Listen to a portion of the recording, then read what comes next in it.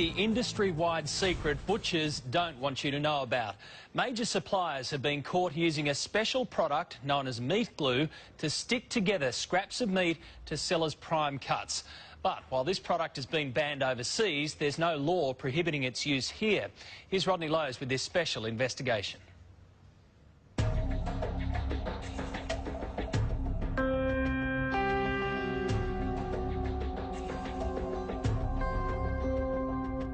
It's the meat industry's dirty secret, a way of turning the scraps too small to sell as a premium steak back into a juicy, plump eye fillet to sell for a premium price. So clever, you'll never tell. Not even an expert can. Before, you didn't even pick that as a join, though, did you? It doesn't even tear through the join. A bit hard to tell, isn't it? Butcher James Faulkner runs Queensland Natural Beef Company, an organisation dedicated to using as few additives in meat from paddock to plate as possible. But tonight, he's exposing how some parts of the industry are able to trick their customers and use whatever it takes. Yeah. I've just got some fine diced beef and my special enzyme. I'm just going to mix it up a bit. Why have we got the masks on? Because it's dangerous. See that? Don't breathe that in. This powder is transglutaminase enzyme, otherwise known as meat glue. Meat glues come in a number of forms, some produced by cultivating bacteria, the others, the primary ingredient comes from the blood plasma of pigs and cattle, specifically the coagulant which causes blood to clot. In the food industry, it has amazing properties. So just got a little bit here, about a teaspoonful. Yep. Just over the top like that. And with our gloves on, of course, we mix it up. Then roll it in plastic film and refrigerate. 6 hours later, you have a solid piece of meat. And essentially, you've got a reborn, rebirthed eye fillet. More or less, yeah. Ours uncooked is easy to spot the difference, but cooked is another story. OK, so the meat glue one is on the right, and the real McCoy is on the left.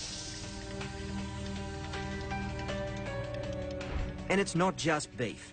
Pork, lamb, fish and chicken are all stuck back together using this glue. It looks like one piece of chicken. It's unbelievable, isn't it? Yep. But hard to tell, isn't it? Particularly that. On the grill, it's even harder to pick. So that's the real McCoy. Give this a burl.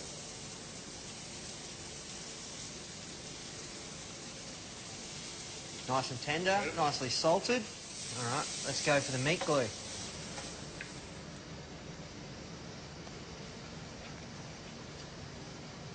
I can't tell the difference. Pretty good, but potentially dangerous. I've sort of got two concerns. One that is well publicised, which is misleading people. The other area is the microbial side. It's why the European Union moved to ban meat glue in May last year. Microbiologist Glenn Pinner. If this food is sold or represented as a solid piece of steak and you cook it rare, you're really leaving yourself open to get food poisoning. Once you glue two pieces together, it's difficult to cook thoroughly those parts that were on the outside but are now on the inside. The amount of bacteria on a steak that has been put together with meat glue is hundreds of times higher.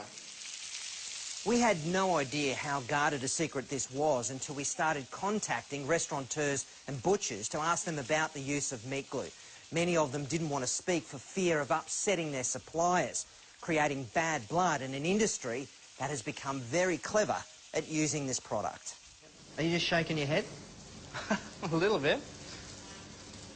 It's unbelievable, isn't it? This cube roll we bought from a wholesaler that produces stuck-together steaks en masse. Their effort's so good, James, our butcher, couldn't tell even when it was raw. It's even harder in the restaurant, which are some of the biggest users of glued meat. And chances are, unless you're a vegetarian, you're eating it on a regular basis. But with current labelling laws, neither butchers nor your local eatery have to tell you you're eating chicken glued together with cow's blood or beef held together by pig. It's the same reason they can take low-grade meat and pump it with water and flavour to make it edible. OK, so just after about a minute or two, we've got quite a lot of moisture out of there. And we've lost almost half a kilo. Then the practice of selling mutton as lamb and old cow as prime cut beef. Like this. So old, a meat grader said it was only good for pet mince. You've got yellow, fat colour, really dark meat colour. It's definitely off a really old type of animal. In New South Wales, new labelling regulations have just been introduced to help consumers choose quality meat, but it's not compulsory. So for most of us, picking a quality piece of meat is still a shot in the dark.